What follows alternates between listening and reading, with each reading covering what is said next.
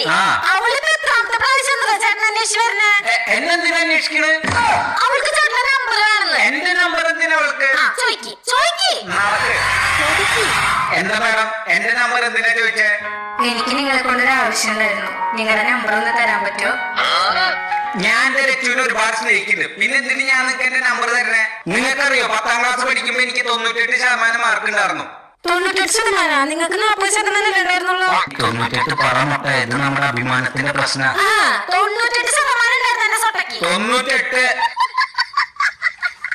അത് മാത്രല്ല ഞാൻ എന്റെ മുട്ടേനെ 100% സ്നേഹിക്കുന്നുണ്ട്. അവളെന്നെ തിരിച്ച് 64% സ്നേഹിക്കുന്നുണ്ട്. മിണ്ടാതിരി അല്ലെങ്കിൽ കണ്ണുപറ്റും നമുക്ക്. ശരി 64. പിന്നെ നിന്നെ പോലെ മറ്റുള്ളവരുടെ നമ്പർ ചോദിക്കുന്ന പെണ്ണുകൾ